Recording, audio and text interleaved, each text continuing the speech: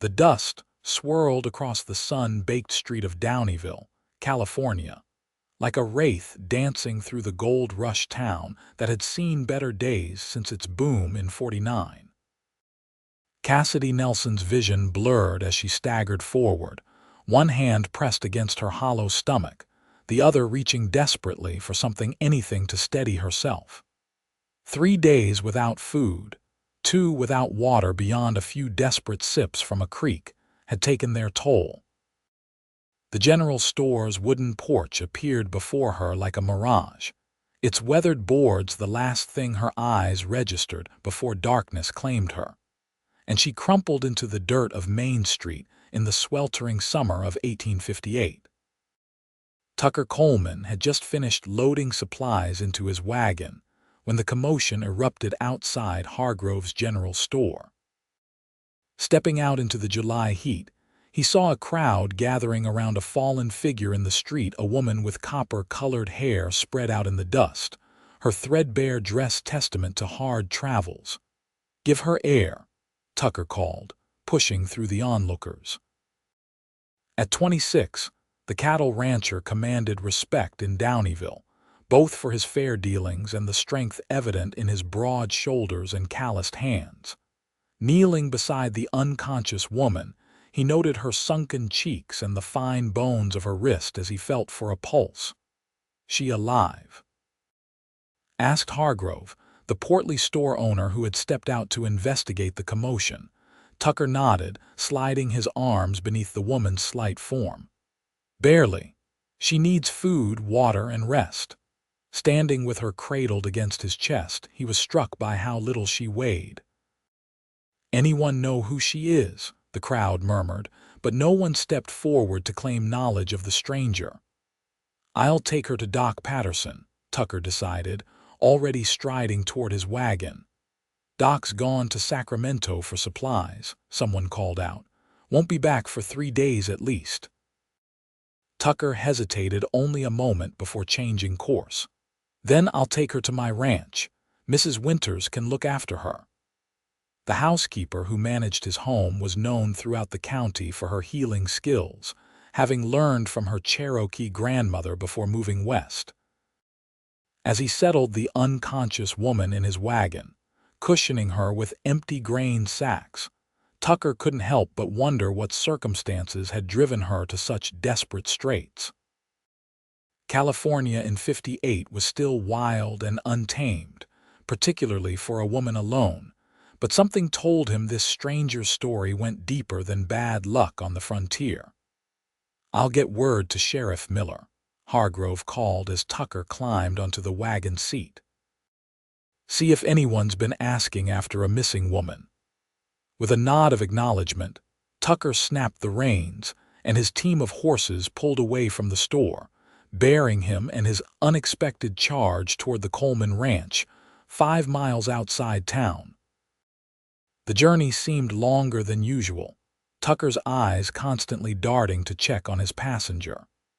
Twice he stopped to dribble water between her parched lips, relieved when she swallowed reflexively. By the time the ranch house came into view, a substantial 2-story structure of timber and stone that stood as testament to 4 years of backbreaking work, the woman had begun to stir. "Mrs. Winters," Tucker called as he drew the wagon to a halt. The plump, gray-haired woman appeared on the porch, wiping her hands on her apron. Her eyes widened at the sight of the woman in the wagon bed. "Land sakes, Mr. Coleman, what have you brought home now?" She collapsed outside Hargrove's. "No one knows who she is." Tucker gathered the woman into his arms again, her head lolling against his shoulder. "She needs care." "Well, don't just stand there," Mrs. Winters clucked, already turning toward the house. "Bring her to the guest room. I'll heat water and prepare some broth." Inside, Tucker laid the woman gently on the bed in his best guest room, stepping back as Mrs. Winters bustled in with a basin of water and clean cloths. "She'll need tending," the housekeeper said, eyeing the state of the woman's travel-worn clothes, "and a proper bath once she's strong enough.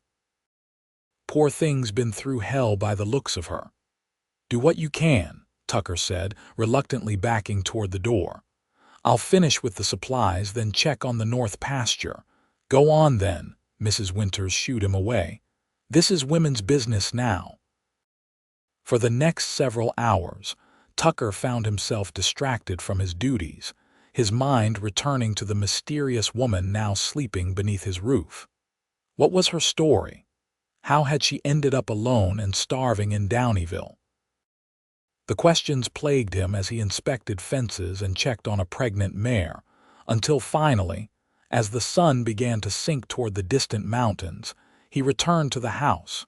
Mrs. Winters met him at the door, her usually stern expression softened with concern. She's awake. Been asking where she is. Took some broth and water, but she's weak as a newborn foal. Did she give her name? Cassidy. Cassidy Nelson. That's all she'd say before exhaustion took her again. Tucker removed his hat, running a hand through his dark hair. I should introduce myself when she wakes again. Let her know she's safe. Mrs. Winters gave him an appraising look. You can look in on her now if you'd like. I've got her decent, but don't stay long. She needs rest more than conversation. The woman Cassidy was propped against pillows when Tucker entered, her copper hair brushed and braided, her face clean though still gaunt with hunger.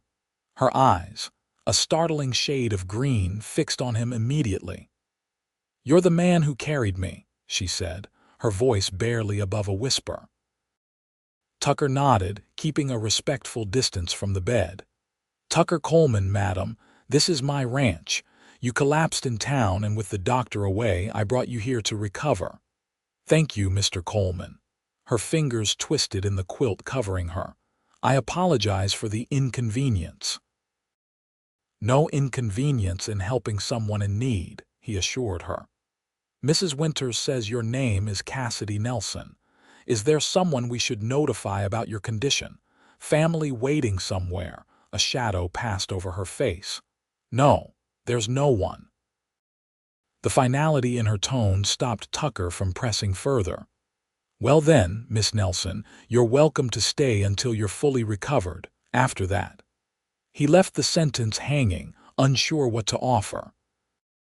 "After that, I'll continue on my way and trouble you no further," she finished for him, a hint of pride evident despite her weakened state. "That's not what I meant," Tucker said quickly. "I only, Mr. Coleman," Mrs. Winters interrupted from the doorway, "the young lady needs rest." "Your questions can wait," Tucker nodded, backing toward the door. "Of course. Good night, Miss Nelson."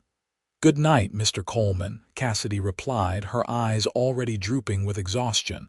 "And thank you again for your kindness."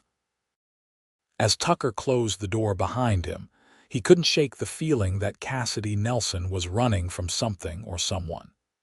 In his experience, people didn't end up starving and alone in mining towns without carrying heavy burdens. But whatever demons chased her, they would have to get through him first if they wanted to reach her under his roof. Over the next few days, Cassidy regained strength slowly. Mrs. Winters brought her increasingly substantial meals, starting with broth and soft bread before graduating to stew and fresh baked biscuits. Tucker kept his distance, checking on her progress through Mrs. Winters rather than intruding on her recovery. On the fourth morning, he was surprised to enter the kitchen for breakfast and find Cassidy seated at the table, dressed in a simple blue dress that must have belonged to Mrs. Winters in her younger days, though it hung loosely on Cassidy's frame. "Miss Nelson," Tucker acknowledged, removing his hat, "it's good to see you up and about." "I couldn't stay abed any longer," she replied, a hint of color in her cheeks now. "Mrs. Winters was kind enough to lend me some clothes. Had them packed away for my niece's visit," the housekeeper explained, setting a plate of eggs and bacon before Tucker. "Better than those rags she arrived in." Tucker took his usual seat, noticing how Cassidy's hands trembled slightly as she lifted her coffee cup. "The doctor should be back in town by now. I can take you to see him if you'd like." That won't be necessary, Cassidy said quickly, too quickly. I'm feeling much better. In fact, I was hoping you might know of work available in Downieville. I need to earn money for passage further west. Tucker exchanged glances with Mrs. Winters. What sort of work were you looking for? Cassidy's chin lifted slightly. I can cook, clean, so I'm educated. I taught school back in Missouri before. She faltered. Before circumstances changed. Downieville's not exactly looking for school teachers, Tucker said gently. Most folks here are miners, storekeepers, or ranchers. The few families with children manage their education at home. Disappointment crossed Cassidy's face before she masked it. I see. Perhaps one of the establishments in town needs help with cooking or cleaning then. Mrs. Winters snorted. The only establishments hiring women in town are the kind no decent woman would work in, miss. Tucker cleared his throat, uncomfortable with the direction of the conversation. Actually, I've been thinking. Mrs. Winters has been asking for help around here for some time. This wasn't strictly true, but the housekeeper caught on quickly. That's right, she agreed, wiping her hands on her apron. Place this size is too much for one person to manage properly. Could use another pair of hands, especially with canning season coming on. Cassidy looked between them, suspicion clear in her eyes. I wouldn't accept charity, Mr. Coleman. It's not charity, Tucker insisted. It's fair work for fair wages. Room, board, and $10 a month, same as I'd pay anyone else. 15, Mrs. Winters corrected, giving Tucker a pointed look. Good help is worth 15, especially if she can read and cipher. Cassidy's fingers twisted together on the tabletop. I can't impose. You'd be doing me a favor, Tucker interrupted. I've been meaning to organize the ranch accounts properly, but between the cattle, the horses, and everything else, I haven't had time. If you could help with that while you regain your strength, it would be worth more than what I'm offering. For a long moment, Cassidy studied his face, seeming to search for deception. Finally, she nodded once. Very well. I accept your offer, Mr. Coleman. But only until I've saved enough to move on. Of course, Tucker agreed, ignoring the twinge of disappointment her last statement caused. It's settled then. After breakfast, Mrs. Winters showed Cassidy around the house while Tucker rode out to check on a section of fence reportedly damaged in a recent thunderstorm.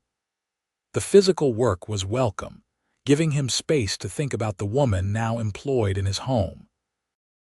There was clearly more to Cassidy Nelson's story than she was sharing. The wariness in her eyes spoke of hard experiences, yet she carried herself with a dignity that suggested good breeding and education. And while Tucker had meant what he said about needing help with the accounts, he couldn't deny that other motives had prompted his offer. Something about Cassidy called to him her courage, perhaps, or the vulnerability she tried so hard to hide. Whatever it was, Tucker found himself drawn to her in a way he hadn't experienced with any of the eligible young women in Downieville or the surrounding towns, despite Mrs. Winters' not-so-subtle attempts at matchmaking over the years. When he returned to the house for the midday meal, he found Cassidy in his office, already organizing the haphazard pile of receipts and ledgers that constituted the ranch's financial records. You've been busy, he observed from the doorway. Cassidy looked up, a smudge of dust on her cheek and determination in her eyes. Your bookkeeping system leaves much to be desired, Mr. Coleman, Tucker chuckled, leaning against the doorframe. I never claimed to be good with numbers. That's why I hired you. Indeed. She gestured to the chaos spread across the desk. I've begun separating expenses by category: livestock, supplies, wages, household. Once I have everything organized, I can create a proper ledger system. Sounds impressive, Tucker said sincerely. Where did you learn such things? A shadow passed over her face. My father was a merchant. He believed daughters should understand business as well as sons do. A progressive thinker. Yes, Cassidy turned back to the papers, clearly closing the subject. Mrs. Winters said dinner would be ready soon. Taking the hint, Tucker nodded. I'll wash up then. Don't work too hard, Miss Nelson. You're still recovering. Over the next 2 weeks, a rhythm developed at the Coleman ranch. Cassidy spent mornings helping Mrs. Winters with household tasks, cooking, cleaning, mending, and afternoons organizing Tucker's financial records. Her strength returned steadily, the hollow places in her cheeks filling out as good food and rest worked their healing. Tucker found himself looking forward to evenings when the three of them would gather in the sitting room after supper. Mrs. Winters would knit or mend, while Cassidy read aloud from one of the books in Tucker's modest library, mostly practical volumes on ranching and animal husbandry, but a few classics as well. Her voice, clear and expressive, brought new life to pages Tucker had only skimmed before. He learned little about her past during these peaceful interludes, though occasionally she would let slip some detail, a mention of growing up near St. Louis, a reference to traveling by steamboat, a comment about her mother's garden. Each fragment Tucker collected carefully, piecing together a partial picture of the woman who had so unexpectedly entered his life. What became increasingly clear was Cassidy's intelligence and resilience. By the end of the second week, she had not only organized his financial records, but created a system so straightforward that even Tucker could understand the state of his business at a glance. "You've done wonders," he told her one evening as they reviewed the new ledger together. "I never realized how profitable the ranch actually is."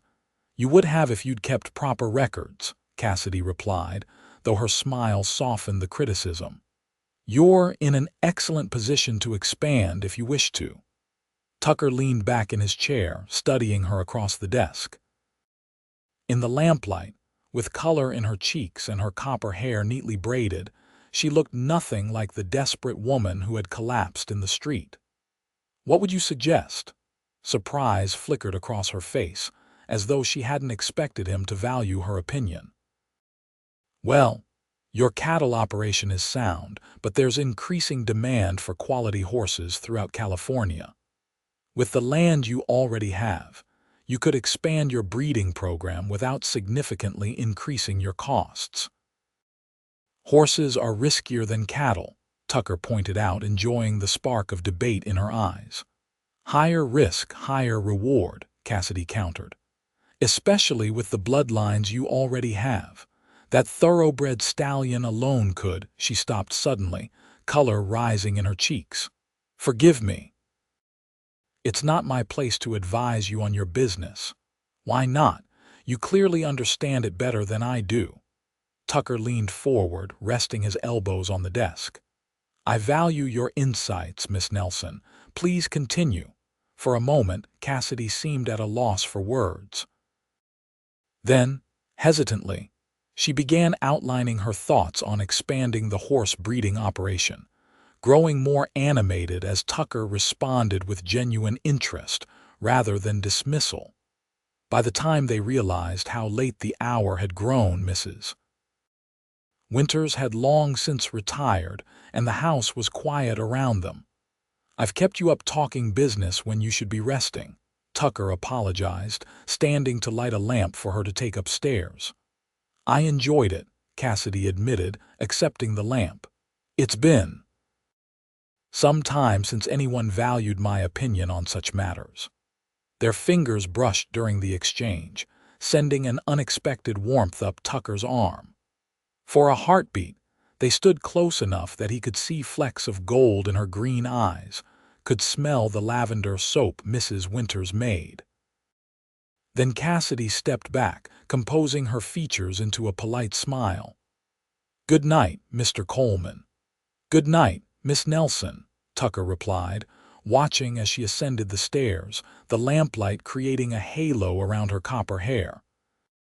That night, Tucker lay awake longer than usual, his mind replaying their conversation and that brief moment of connection. He was walking dangerous ground, he knew. Cassidy had made it clear she intended to move on once she had saved enough money. Allowing himself to develop feelings for her would only lead to disappointment. Yet, as sleep finally claimed him, Tucker couldn't help but wonder if there might be a way to convince her that her future could lie here, with him, in the home he had built. The next morning dawned with an unexpected visit from Sheriff Miller, his weathered face grave as Tucker invited him into the parlor. "Coffee, Sheriff," Tucker offered, noting how the lawman's eyes darted around the room as if searching for something or someone. "No time for socializing, I'm afraid," Miller replied, removing his hat. "I'm here on official business, Coleman.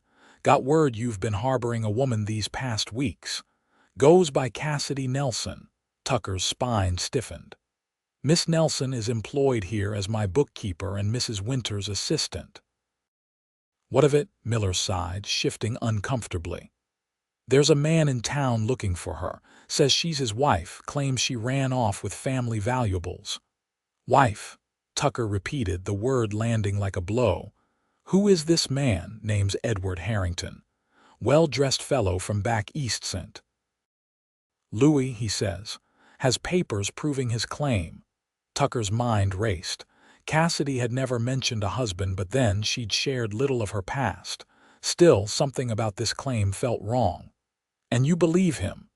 "Not my place to believe or disbelieve," Miller said. "But he's filed a formal complaint and I need to investigate. Is she here?" Before Tucker could answer, a voice came from the doorway. "I'm here, Sheriff." Cassidy stood there, pale but composed, her hands clasped tightly before her. She must have heard their conversation from the hallway. "Miss Nelson," Sheriff Miller acknowledged, his discomfort evident. "Or Mrs. Harrington, I should say. Your husband's in town, madam. Says you left without his permission, taking family heirlooms." "I took nothing that wasn't mine by right," Cassidy replied, her voice surprisingly steady despite the fear evident in her eyes. "The jewelry belonged to my mother." Tucker moved to stand beside her, instinctively protective. "Sheriff, I don't know what this man has told you, but Miss Nelson has been nothing but honorable during her time here."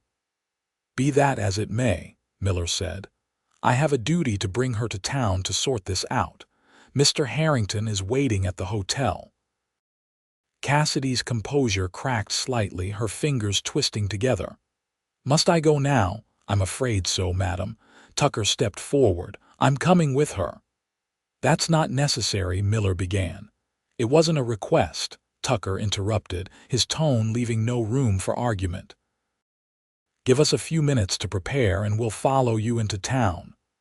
Once the sheriff had stepped outside to wait, Tucker turned to Cassidy, who seemed to be fighting for control. "You don't have to come," she said softly. "This isn't your concern." "It became my concern when you collapsed outside Hargrove's," Tucker replied, fighting the urge to take her trembling hands in his. "Cassidy, is this man really your husband?" Her eyes met his, filled with a complicated mix of emotions. "Yes, but it's not what you think. Edward and I. It wasn't a marriage of love, but of business. My father owed him money and I was the payment." Tucker's jaw tightened. "That's barbaric. It's the world we live in," Cassidy replied bitterly. "I endured for 3 years until—" She hesitated, then seemed to make a decision. "Until I could bear it no longer.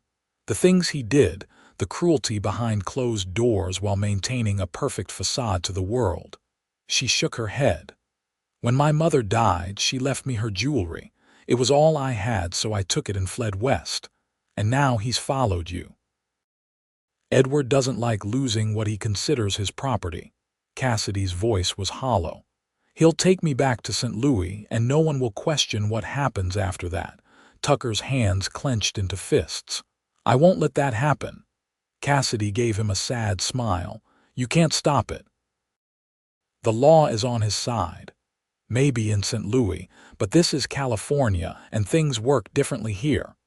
Tucker's mind raced, considering options. We need to get to town. Mrs. Winters. The housekeeper appeared so quickly it was clear she'd been listening nearby. Her usually cheerful face was set in grim lines. Already packing her a bag, Mr. Coleman, and I've wrapped up some of those fresh biscuits the sheriff looks like he could use feeding up. Despite the situation, Cassidy managed a small smile at the housekeeper's practical approach to crisis. Thank you, Mrs. Winters, for everything. Don't you be talking like you're saying goodbye, young lady, Mrs. Winters scolded, bustling back toward the kitchen. You'll be home for supper, mark my words. Tucker's heart warmed at the housekeeper's use of home, and the way Cassidy didn't contradict her. Whatever happened in town today, he was determined that Cassidy would indeed return to the ranch for good. The ride to Downieville was tense, with Sheriff Miller leading the way on his bay gelding while Tucker drove the wagon with Cassidy beside him, her face hidden beneath the brim of a borrowed bonnet. They had spoken little since leaving the ranch, each lost in their own thoughts about what awaited them. As they approached the town, Cassidy finally broke the silence. Whatever happens, I want to thank you for your kindness these past weeks. They've been the most peaceful I've known in years. Tucker glanced at her, struck by the resignation in her voice. This isn't over yet, Cassidy. I won't let him take you. You don't understand Edward, she replied softly. He always gets what he wants one way or another. Not this time, Tucker promised, his jaw set with determination as they pulled up in front of the Sierra Nevada Hotel, the finest establishment in Downieville. The hotel's lobby fell silent as they entered, the usual afternoon card players and loungers sensing the drama about to unfold.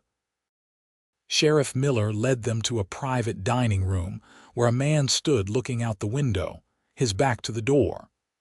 Mr. Harrington, the sheriff announced, I've brought your wife as requested. Edward Harrington turned, and Tucker immediately disliked everything about him, from his expensive Eastern clothes to the coldness in his pale blue eyes as they fixed on Cassidy. He was older than Tucker had expected, perhaps 40, with carefully styled blonde hair and a precisely trimmed beard that did little to hide the cruelty in his thin-lipped smile. Cassidy, my dear, Harrington said, his cultured voice at odds with the predatory gleam in his eyes. You've led me on quite a chase. Cassidy said nothing, her face a mask that revealed none of the fear Tucker knew she must be feeling. And who is this? Harrington continued, gaze shifting to Tucker with undisguised contempt. Tucker Coleman, Tucker supplied before the sheriff could speak. Miss Nelson has been employed at my ranch. Miss Nelson, Harrington's eyebrow arched. I see my wife has been misleading you about her marital status. How disappointing, though not surprising. Cassidy has always had a problem with honesty among her many other failings. Tucker felt his temper rising but kept his voice level. Perhaps we should discuss this matter civilly. There's nothing to discuss, Harrington replied dismissively. She is my wife. She absconded with family property, and she will be returning to St. Louis with me. The sheriff has already seen my documentation. He produced a folded paper from his coat pocket. Our marriage certificate, properly witnessed and recorded. Sheriff Miller cleared his throat uncomfortably. It does appear to be in order, Coleman. Tucker looked to Cassidy, who had yet to speak. Is this true? Is this your signature? Finally, she nodded, her eyes meeting his with silent apology. Yes, we were married in St. Louis in 1855. Harrington's smile widened. You see. Now, as to the matter of the stolen jewelry. I took only what was mine, Cassidy interrupted, finding her voice at last. My mother's pieces, left specifically to me in her will. A wife cannot own property separate from her husband, Harrington countered smoothly. The law is quite clear on this point. Everything you possess became mine upon our marriage. California law differs from Missouri law in several respects, Tucker interjected, remembering a conversation with the county judge some months back about property rights, including the rights of married women to maintain separate property, particularly inheritances. Harrington's confidence faltered momentarily before he recovered. Be that as it may, Cassidy is still legally my wife and obligated to return with me. Unless, of course, she wishes to file for divorce, a scandalous and lengthy process that would ruin what remains of her reputation. And if that's what she wants, Tucker challenged, then she would need to prove grounds, Harrington replied, his voice hardening. Abandonment, perhaps. Oh, wait, she was the one who abandoned our home. Cruelty, her word against mine, and I have numerous friends in St. Louis society who would testify to my exemplary character and her instability.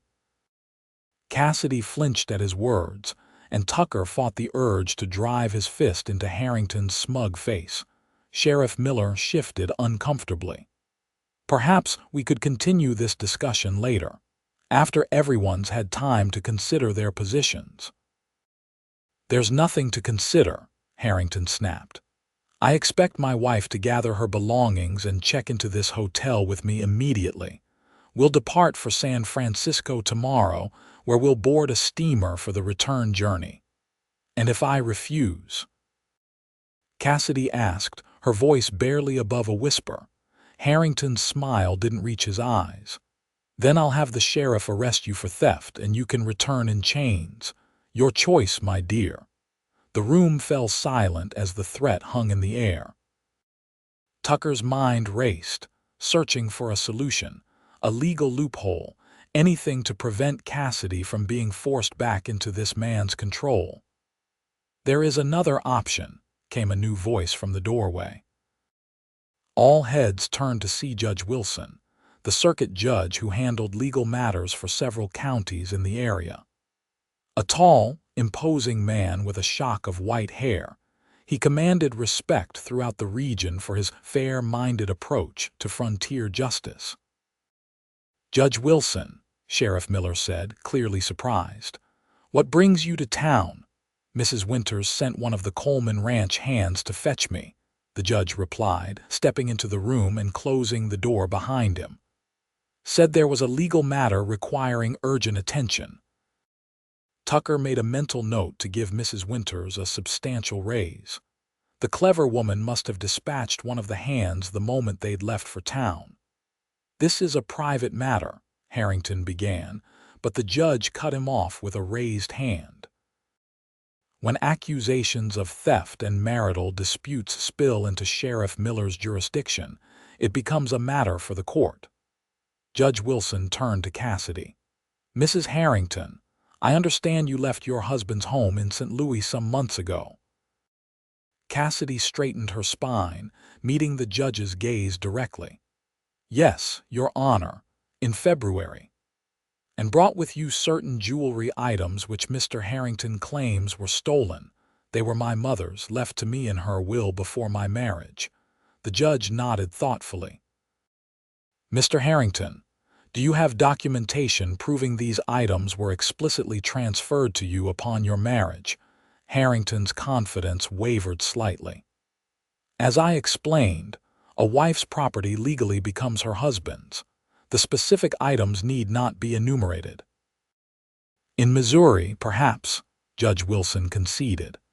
But as Mr. Coleman correctly noted, California law offers certain protections for married women's property, particularly inheritances received after marriage. This is absurd, Harrington blustered. The jewelry is secondary to the main issue. My wife has abandoned her home and duties and must return with me. Judge Wilson stroked his beard thoughtfully. Mrs. Harrington, why did you leave your husband's home? Cassidy hesitated, her eyes flicking nervously to Harrington, whose face had hardened into a mask of barely controlled rage. "Your Honor," Tucker intervened, "perhaps Mrs. Harrington would be more comfortable discussing such matters privately." The judge considered this, then nodded. "Mr. Harrington, Sheriff Miller, Mr. Coleman, if you would excuse us for a few minutes. I'd like to speak with the lady alone." Harrington began to object, but the judge's stern gaze silenced him. The three men filed out into the hallway, where Harrington immediately rounded on Tucker. "Whatever game you're playing, Cowboy, it won't work," he hissed, keeping his voice low enough that the judge wouldn't overhear. "Cassidy is mine. She always has been since the day her father signed the marriage contract to clear his debts." Tucker's hands clenched at his sides. "She's not a piece of property, isn't she?" Harrington's smile was cruel. "The law says otherwise, and once I have her back in St. Louis, I'll make sure she never runs again." His voice dropped further. "I may even have to break those lovely legs of hers." Such a pity, but necessary for disobedient wives. It took every ounce of Tucker's self-control not to strike the man where he stood. Only Sheriff Miller's watchful presence prevented violence. After what seemed like an eternity, the door opened, and Judge Wilson beckoned them back inside. Cassidy stood by the window now, her face pale but composed, her eyes revealing nothing of what had transpired during their private conversation. Having heard Mrs. Harrington's testimony, the judge announced, "I find sufficient cause for concern regarding her safety should she return to Missouri with her husband." Harrington's face darkened. "This is outrageous. What lies has she told you?" "Nothing that couldn't be verified by examining the scars she still bears," Judge Wilson replied, his voice icy. "Physical abuse of such magnitude constitutes grounds for divorce under California law." "You have no jurisdiction," Harrington began. "I have every jurisdiction over individuals currently in my territory," the judge interrupted firmly. "And I hereby grant Mrs. Harrington temporary protection under the law while divorce proceedings are initiated." Hope flared in Tucker's chest as he glanced at Cassidy, whose rigid posture had relaxed slightly at the judge's words. "Furthermore," Judge Wilson continued, "the jewelry items in question will remain in Mrs. Harrington's possession, pending a full hearing on their rightful ownership."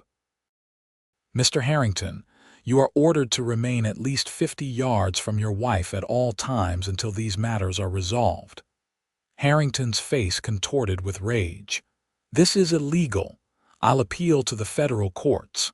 "You're welcome to try," the judge replied calmly. "In the meantime, my ruling stands.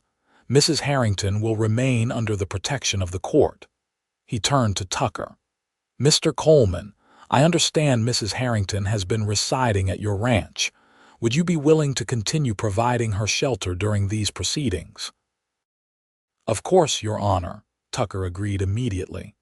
"This is absurd," Harrington sputtered. "You can't possibly allow my wife to continue living unchaperoned with a single man. It's indecent." "I believe Mrs. Winters provides adequate chaperoning," Judge Wilson replied dryly. "Unless you're questioning the propriety of a woman who has served as midwife and nurse to half the county for the past decade." Harrington seemed momentarily at a loss for words, a state Tucker found immensely satisfying. "Sheriff Miller," the judge continued, "please ensure Mr. Harrington understands the terms of the protection order. Mrs. Harrington, you'll need to visit my office tomorrow to begin formal divorce proceedings." "This isn't over," Harrington snarled as Sheriff Miller moved to escort him from the room. "No woman leaves Edward Harrington without consequences." When he had been removed, Judge Wilson turned to Cassidy with a gentler expression. "Are you all right, my dear?" She nodded, though Tucker could see she was shaking slightly. "Thank you, Your Honor. I never thought that the law might actually protect you," the judge sighed. "Too often it doesn't, But while you're in my jurisdiction, I'll do what I can. The divorce proceedings won't be pleasant. Mr. Harrington will likely fight them every step of the way, but with the evidence you've shown me, I believe we have solid grounds. How long will it take? Tucker asked, moving to stand beside Cassidy, close enough to offer support without touching her.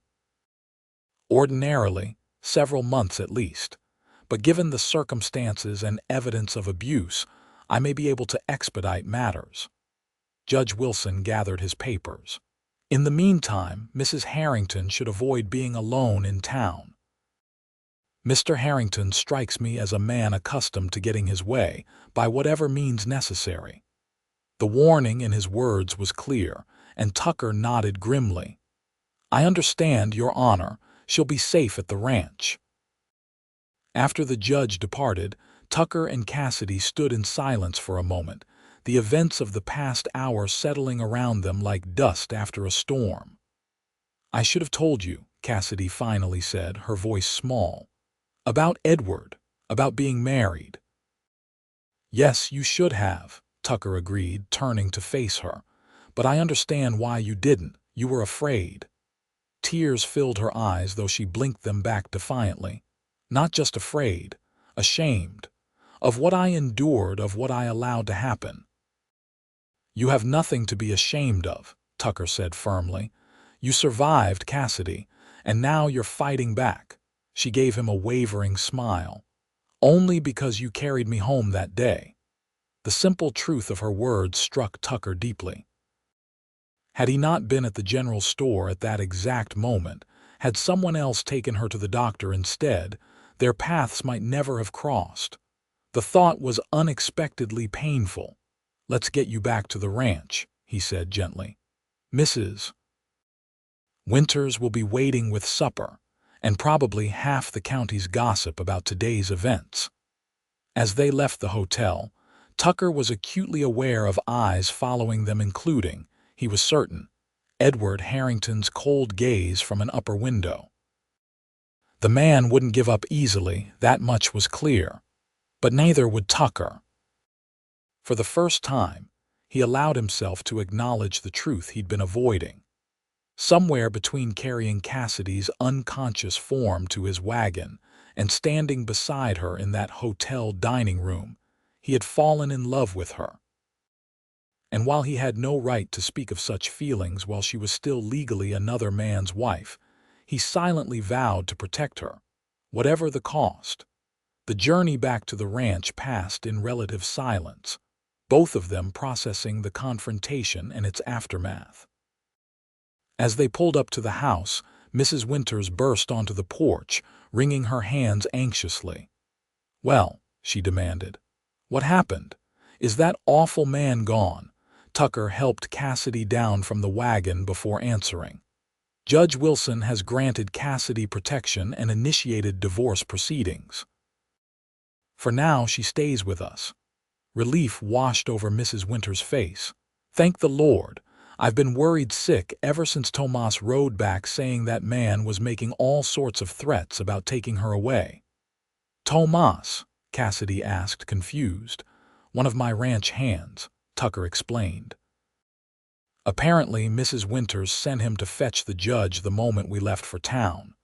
Mrs. Winters looked distinctly unrepentant. I wasn't about to let that snake take you without a fight. Now come inside, both of you. Supper's ready and you look like you need it. Over the evening meal, they explained everything that had happened in town. Mrs. Winters listened with growing indignation, muttering increasingly creative threats against Edward Harrington between bites of stew. The nerve of the man, she exclaimed when they finished. Treating a wife like property. In my day, a husband like that would have mysteriously fallen down a mine shaft. Mrs. Winters, Tucker admonished, though he couldn't entirely disagree with the sentiment. I'm just saying, the housekeeper sniffed, some problems have simple solutions. Despite the tension of the day, Cassidy found herself laughing, a genuine, liberating sound that seemed to surprise even her.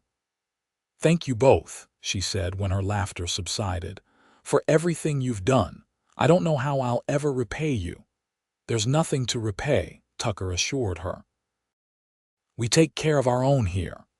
Our own." The phrase hung in the air between them, laden with meaning neither was ready to examine too closely.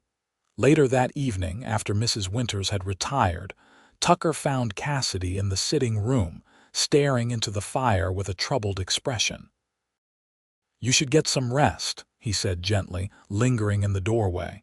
"It's been a difficult day." She nodded without looking away from the flames. "I keep thinking about what Edward said, that this isn't over." "He can't hurt you here," Tucker assured her, stepping into the room. "Can't he?" Cassidy turned to face him, shadows dancing across her features. "You don't know him like I do, Tucker. He's not just cruel, he's calculating.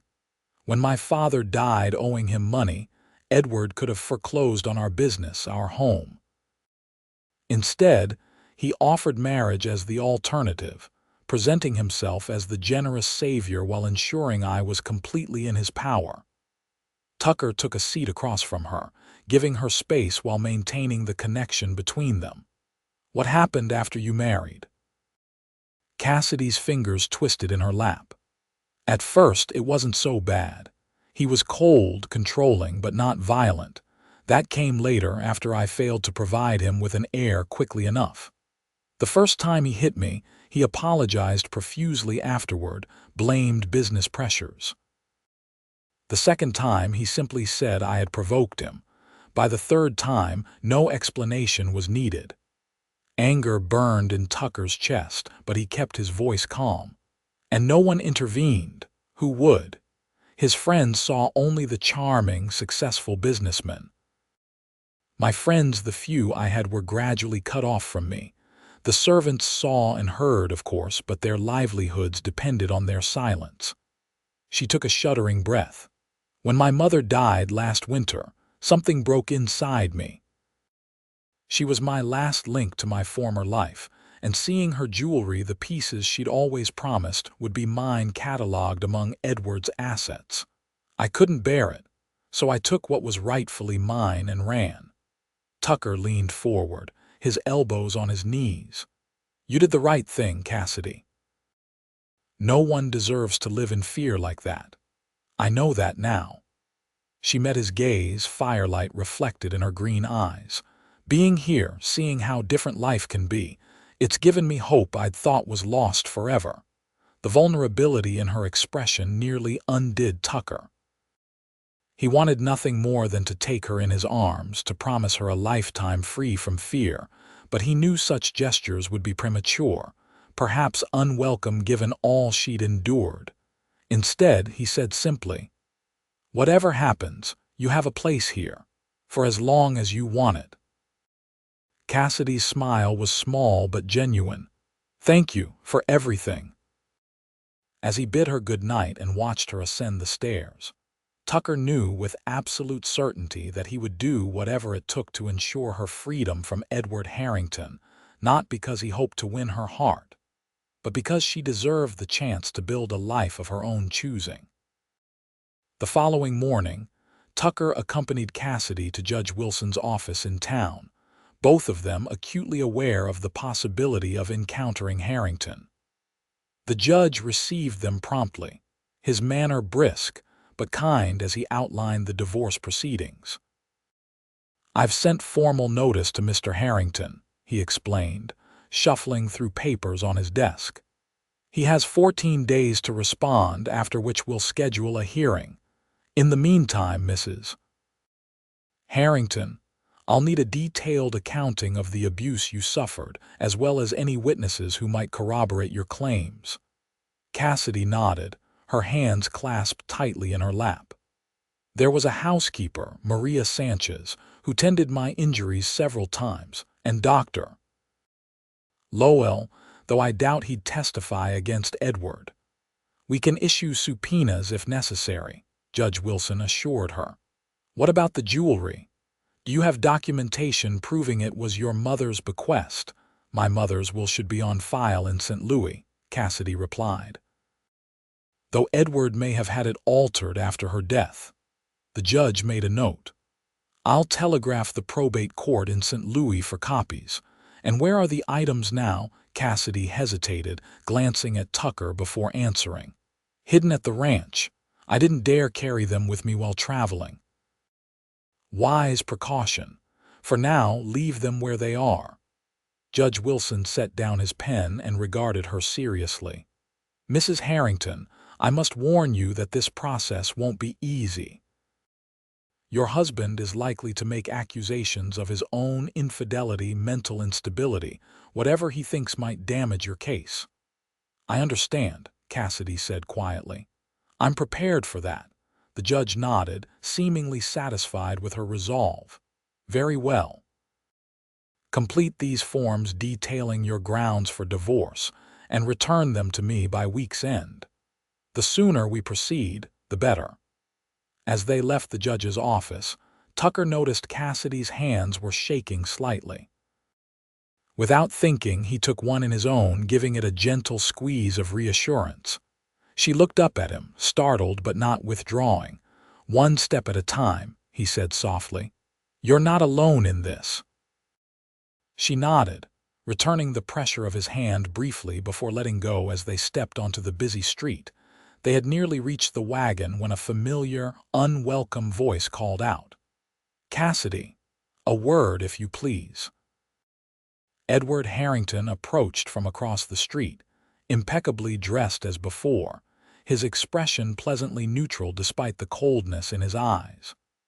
Tucker instinctively moved closer to Cassidy, who had gone rigid at the sound of her husband's voice. Mr. Harrington, Tucker acknowledged tersely. The judge's order specified 50 yards distance, in the middle of town, hardly practical. Harrington stopped a few paces away, his gaze fixed on Cassidy. I simply wanted to speak reasonably with my wife away from the melodrama of yesterday's proceedings. We have nothing to discuss, Cassidy replied, her voice remarkably steady despite the fear Tucker could sense radiating from her. Harrington sighed, as if dealing with a petulant child. This charade has gone on long enough, my dear. These divorce proceedings are unnecessary and unseemly. Return to St. Louis with me, return my property, and I'm willing to overlook your temporary lapse in judgment. Your property, Cassidy repeated, a spark of anger cutting through her fear. You mean my mother's jewelry? The only mementos I have of her, legally mine, as the judge will eventually determine, Harrington replied smoothly. Why drag this out and subject yourself to public scrutiny? Your reputation will be in tatters by the time these proceedings conclude. Better a tattered reputation than a tattered body, Cassidy retorted, surprising both men with her boldness. I've shown Judge Wilson the scars, Edward. There will be no reconciliation, no return to St. Louis. Harrington's pleasant facade cracked, revealing the rage beneath. You ungrateful, he caught himself, aware of passers-by watching the confrontation with interest. Forcing a smile, he continued more quietly, You'll regret this decision, Cassidy. I promise you that. The only thing I regret, she replied evenly, is not leaving sooner. With that, she turned her back on him and climbed into the wagon, her movements deliberate and controlled. Tucker followed, taking up the reins and directing the horses away from town without another word to Harrington.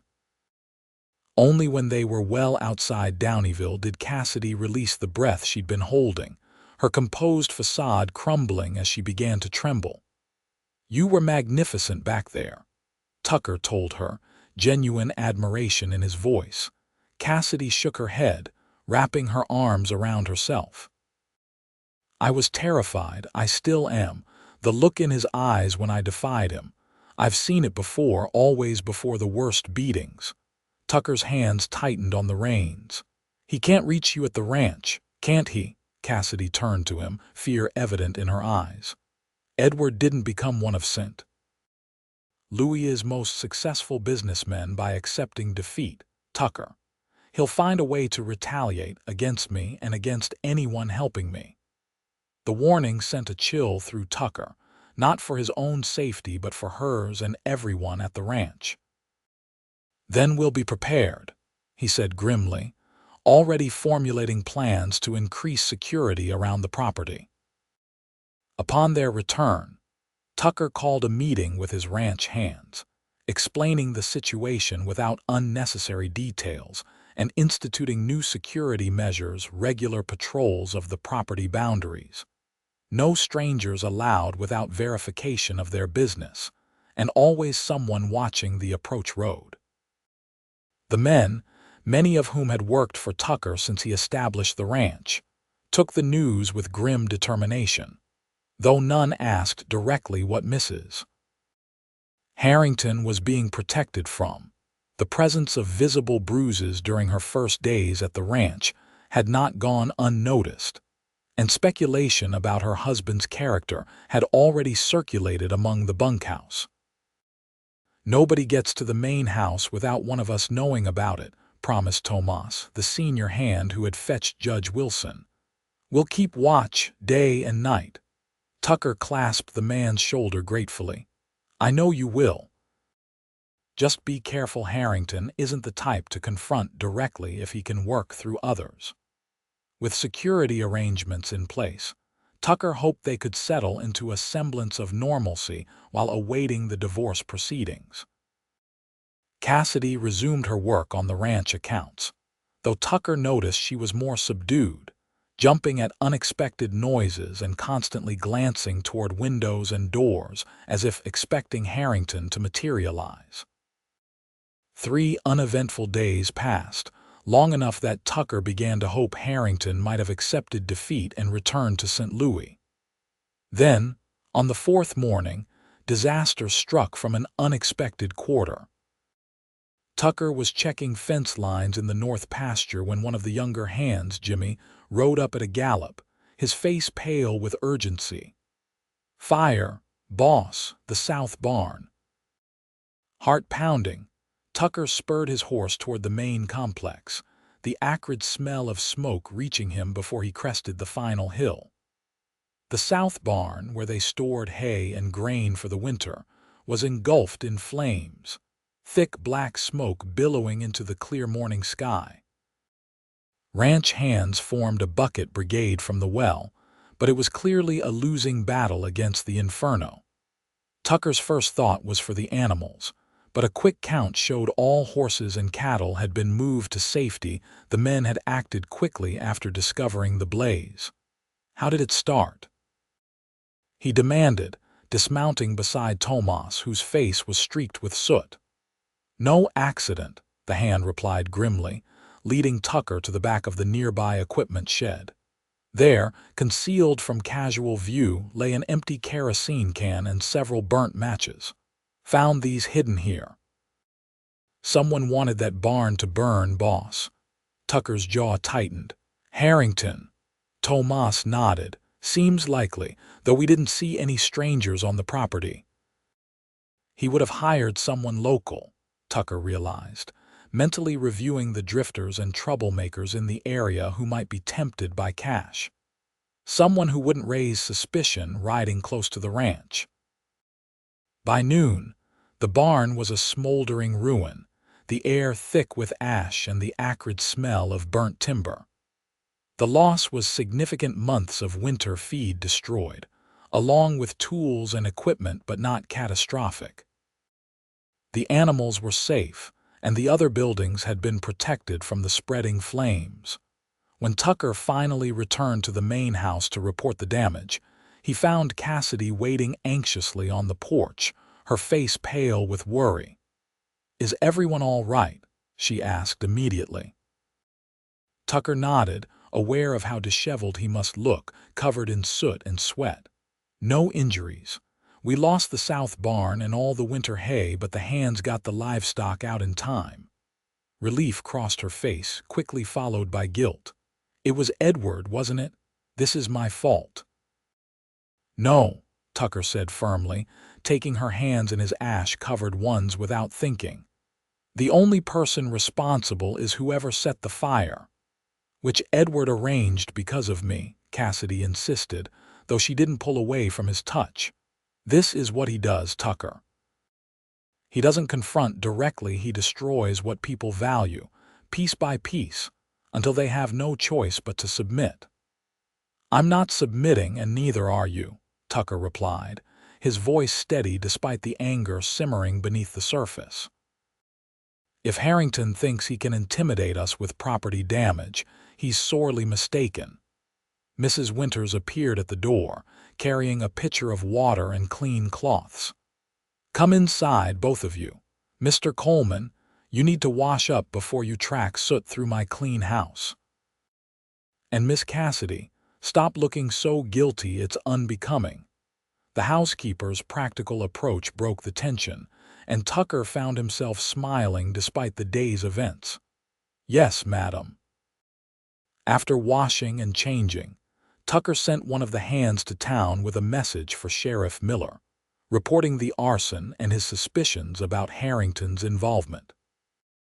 Whether anything would come of it remained to be seen. Suspicion wasn't proof, and Harrington was too clever to leave a direct connection to the crime. That evening, as they sat on the porch watching the last wisps of smoke dissipate in the twilight, Tucker outlined his plan for moving forward. We'll rebuild the barn better than before, he told Cassidy, and I've arranged to purchase hay from the Davidson place to replace what we lost. At what cost? Cassidy asked, her fingers twisting together in her lap. Edward won't stop with one barn, Tucker. Next time it could be the house, or worse. Tucker considered his next words carefully. Then perhaps we need to change our approach. Instead of waiting for his next move, we make one of our own. Cassidy looked at him warily. What do you mean? Harrington's power comes from his money and his reputation, Tucker explained. If we could damage either or both, he might be forced to abandon his vendetta and return to St. Louis to protect his interests there. How would we do that? Tucker hesitated. I'm not entirely sure yet. But Judge Wilson mentioned Harrington has been making inquiries about mining investments while in town, if we could discover what he's planning. He always was attracted to quick profits, Cassidy mused, warming to the idea. In St. Louis, he invested heavily in riverboat companies, often using information other investors didn't have access to. Insider trading, Tucker nodded. Not exactly illegal, but certainly unethical, if he's attempting something similar here.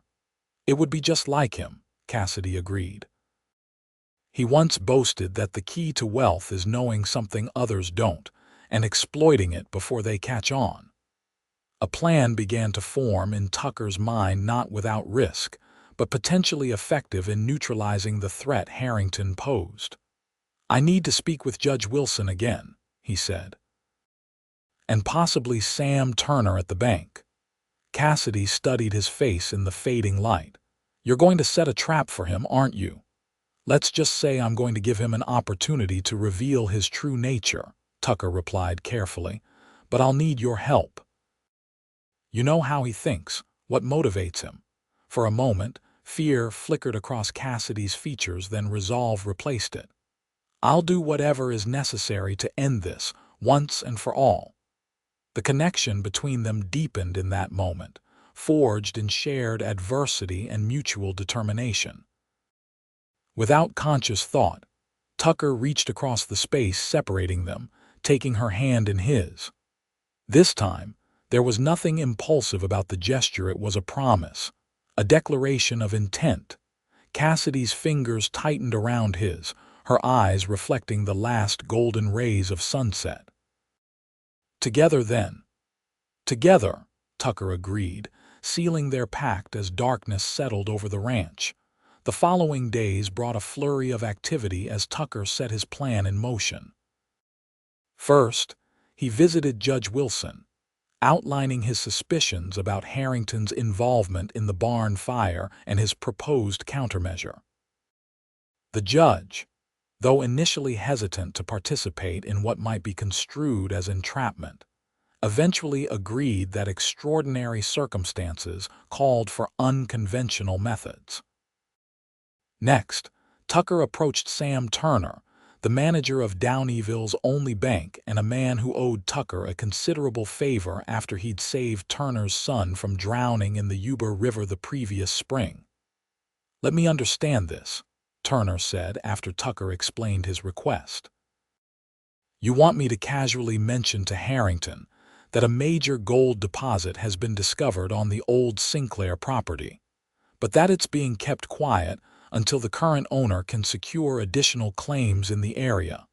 "Exactly," Tucker confirmed. "The rumor needs to be specific enough to be believable, but not so detailed that he can verify it immediately." Turner frowned, tapping his fingers on his desk. "And this is to, what? Distract him from pursuing his wife, to reveal his character," Tucker corrected. "If Harrington attempts to use this false information for financial gain or to manipulate others, it would significantly damage his credibility during the divorce proceedings." After some further discussion, Turner reluctantly agreed to play his part, though he made it clear he would deny any involvement if the plan backfired. With the trap baited, all that remained was to wait and see if Harrington took the bait. To maintain appearances of normality, Tucker continued the rebuilding of the south barn while ensuring security remained tight around the ranch. Cassidy resumed her work on the accounts, though she was never left alone on the property, with either Mrs. Winters or one of the trusted hands always nearby. Despite the circumstances, Tucker found these days strangely precious. Working alongside Cassidy to counter Harrington's threats had created an intimacy between them that transcended physical attraction. He learned to read her expressions, to anticipate her thoughts, to value her insights. And though propriety and her still married status prevented him from speaking of deeper feelings, he sensed a similar awareness growing in her. A week after their conversation on the porch, Tucker rode into town to meet with Judge Wilson and discovered their plan was already bearing fruit. "Harrington approached Matthew Sinclair yesterday," the judge reported, a note of satisfaction in his voice. "Offered him twice the market value for his property, claiming he wanted to establish a gentleman's ranch." Tucker couldn't suppress a grin. "And Sinclair turned him down flat as we arranged, said the land had been in his family too long to sell, regardless of the price." "So Harrington took the bait. What next?" Judge Wilson leaned back in his chair, stroking his beard thoughtfully. "According to Sam Turner, Harrington then tried to secure a loan using collateral from his St. Louis holdings, presumably to make an even higher offer or to purchase adjoining claims.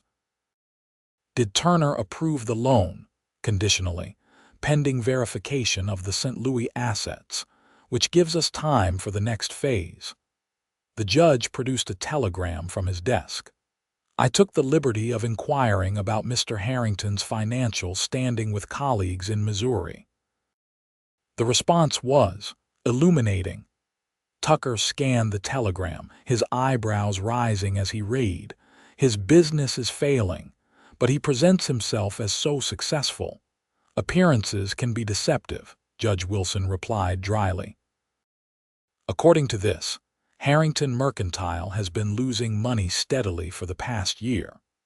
Several creditors are on the verge of calling in loans. It seems our Mr. Harrington desperately needs a financial windfall, exactly what a secret gold discovery would provide." Tucker absorbed this information, the final pieces of their strategy falling into place.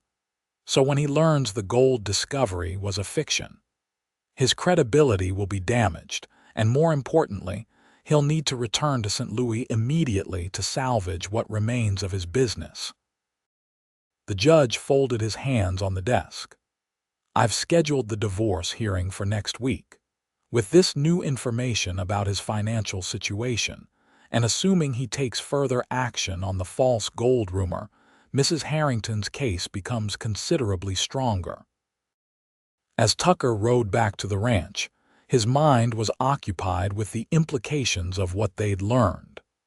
Harrington's desperate financial situation explained his relentless pursuit of Cassidy, and the jewelry he needed assets, any assets, to shore up his failing business. It also made him more dangerous, a cornered man with everything to lose. Arriving at the ranch, Tucker found Cassidy in the garden with Mrs. Winters, helping to harvest late summer vegetables. The sight of her hair tucked beneath a wide-brimmed hat, cheeks flushed with exertion, a basket of tomatoes at her feet struck him with unexpected force. This was what he wanted, he realized. Not just Cassidy safe from Harrington, but Cassidy here at the ranch, building a life together. The thought must have shown on his face, because Mrs. Winters took one look at him, muttered something about checking on bread in the oven, and disappeared into the house with surprising speed for a woman of her bulk. "You have news," Cassidy said, straightening as Tucker approached. It wasn't a question. He nodded, joining her in the shade of an apple tree. Harrington took the bait, tried to buy the Sinclair property. Relief washed over her face. "Then the plan is working. There's more." Tucker related what he'd learned about Harrington's financial difficulties, watching as understanding dawned in her eyes. "That explains so much," she said softly. "His increasing cruelty, his desperation to find me. He needs my mother's jewelry to pay his creditors." "The divorce hearing is set for next week," Tucker told her. "Judge Wilson believes your case is strong, especially with this new information." Cassidy's hands trembled slightly as she removed her gardening gloves. "A week." After so many years of fear, it seems almost unreal that it could end so soon. "Not end," Tucker corrected gently. "Begin. Your new life, free from Harrington's control." Their eyes met, the unspoken question of what that new life might include hanging between them. Tucker had rehearsed this moment in his mind countless times over the past weeks, yet now that it had arrived, words failed him. "Cassidy, he began, only to be interrupted by the pounding of hooves as one of the ranch hands galloped into the yard. "Mr. Coleman." The young man called urgently. "Fire in town. The hotel's ablaze, and they're saying a man's trapped inside that Easterner, Harrington." Tucker and Cassidy exchanged alarmed glances before rushing toward the stable. Within minutes, they were galloping toward Downieville, a plume of black smoke visible against the clear blue sky long before they reached the town limits. The Sierra Nevada Hotel was indeed engulfed in flames, the fire having started in the kitchen and spread rapidly through the wooden structure. A bucket brigade had formed, but their efforts seemed futile against the inferno. Crowds gathered in the street at a safe distance, watching in horrified fascination as Downieville's finest establishment was reduced to a pyre. "Is anyone still inside?" Tucker demanded of Sheriff Miller, who was coordinating the firefighting efforts. "Harrington's the only one unaccounted for," the sheriff replied grimly. "His room was on the second floor, front corner. No one's seen him come out." Cassidy's face had drained of color. "He could be unconscious from the smoke," she said, her voice tight with an emotion Tucker couldn't immediately identify. Not grief, certainly, but not satisfaction either. Before Tucker could respond, a commotion erupted from the alley beside the burning hotel. Two miners emerged, supporting a third figure between them, Edward Harrington, alive but clearly injured, his fine clothes scorched and his face blackened with soot. "Found him trying to climb down from his window," one of the miners explained as they lowered Harrington onto a hastily arranged pallet. "Fell and twisted his ankle bad. Lucky we was passing by." Dr. Patterson, recently returned from Sacramento, pushed through the crowd to examine the injured man. "Smoke inhalation, some minor burns, and what appears to be a broken ankle," he diagnosed after a brief examination. "He'll need to be moved to my office for proper treatment." Harrington's eyes, watering from the smoke, fixed on Cassidy among the onlookers. For a moment, raw hatred contorted his features before pain overwhelmed him and he lapsed into unconsciousness. As several men carried Harrington to the doctor's office, Tucker turned to Cassidy, concerned by her pallor. "Are you all right?" She nodded, though her eyes remained fixed on the burning hotel. "I was just thinking, if he had died in there, the divorce would have been unnecessary," Tucker finished for her, understanding the complex emotions she must be experiencing. "Does that make me a terrible person?" Cassidy asked, her voice barely audible above the commotion. "That part of me hoped." Tucker placed a gentle hand on her shoulder. "It makes you human. After everything he's done to you, no one would blame you for wishing him harm." "But I don't want to be that person," Cassidy insisted, finally tearing her gaze from the fire to look at Tucker. "I don't want hatred to define me the way it defines him." In that moment, Tucker's admiration for her deepened immeasurably. Despite everything Harrington had put her through, she refused to let bitterness consume her. "It doesn't define you," he assured her. "Your compassion does, even towards someone who deserves none." The fire burned well into the night, reducing the once grand hotel to smoldering rubble by morning.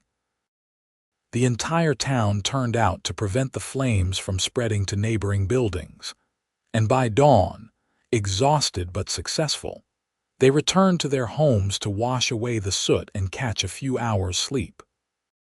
Tucker and Cassidy, who had stayed to help with the firefighting, were among the last to leave.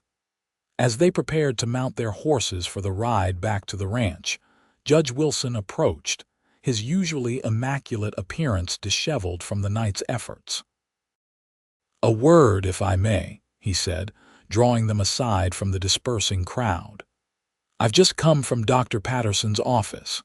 Harrington is stable but will require several weeks of recovery before he can travel. His ankle is badly broken, requiring a cast and complete rest." Tucker absorbed this information, considering its implications for their situation. "What does this mean for the divorce hearing?" "I've decided to proceed as scheduled," the judge replied. "Harrington can be transported to the courthouse on a stretcher if necessary, or provide testimony from the doctor's office if his condition worsens." "And what of the false gold rumor?" Cassidy asked. "Has there been any further development?" Judge Wilson's expression turned grave. "Indeed there has. Before the fire, Harrington approached several prominent citizens, attempting to form a consortium to purchase not only the Sinclair property, but surrounding claims as well. He promised returns of 10 times their investment within months, based on inside information about a major gold discovery. So he attempted fraud, Tucker concluded, attempted being the operative word. Fortunately, those he approached were cautious enough to seek verification before committing funds." The judge sighed heavily. "The fire has complicated matters, however. Some are now expressing sympathy for Harrington, viewing him as a victim of misfortune rather than an opportunist caught in his own scheme." Cassidy's shoulders slumped slightly at this news, but Tucker remained optimistic. "The facts haven't changed, Your Honor. Harrington still abused his wife, still attempted to defraud investors, and still likely orchestrated the burning of my barn." "All true," Judge Wilson agreed. "And I assure you, Mrs. Harrington, my court will consider only the relevant facts, not emotional appeals. The divorce hearing will proceed as scheduled, and justice will be served." As they rode back to the ranch through the early morning mist, Tucker mulled over this latest development. Harrington's injury bought them time and limited his ability to cause further harm, but it also potentially generated sympathy that could complicate their efforts to expose his true nature. Beside him, Cassidy rode in silence, her expression pensive. Only when the ranch buildings came into view did she speak. "I need to visit him," she said quietly. Tucker reined his horse to a halt, staring at her in disbelief. "Visit Harrington? After everything he's done?" Cassidy nodded, her jaw set with determination. "I need to face him one last time, on my terms, not his. Not as a victim or a runaway wife, but as a woman claiming her freedom." Tucker wanted to argue, to point out the risks, but the resolve in her eyes stopped him. This wasn't about logic or safety, it was about Cassidy reclaiming her power after years of subjugation. "Then I'll go with you," he said simply. "No." Her refusal was gentle but firm. "This is something I need to do alone, but I would appreciate it if you would accompany me to town and wait nearby." Though every protective instinct rebelled against the idea, Tucker recognized the importance of respecting her decision. "All right. But at the first sign of trouble, you'll come charging in like the cavalry," Cassidy finished for him, the ghost of a smile crossing her features. "I know, Tucker. And that knowledge gives me more strength than you can imagine." They set out for town again that afternoon, after a few hours' rest and a change of clothes. Dr. Patterson's office was quiet when they arrived, the doctor himself dozing in a chair after his long night attending to fire victims. "Mrs. Harrington," he acknowledged, rousing himself at their entrance. "I assumed you might come. Your husband is awake, though somewhat sedated for the pain." "I won't stay long," Cassidy assured him. "I just need a few minutes, doctor." Patterson nodded, leading her to a private room at the back of his office while Tucker remained in the waiting area. Every muscle tense with the effort of allowing Cassidy to face this challenge alone. Inside the small recovery room, Edward Harrington lay propped against pillows, his injured leg elevated and encased in a plaster cast. Burns marked his hands and one side of his face, while bandages wrapped his chest beneath the open collar of his nightshirt. His eyes, dulled with laudanum but still cold, fixed on Cassidy as she entered. "Come to gloat?" he asked, his voice raspy from smoke inhalation. Cassidy remained near the door, maintaining distance between them.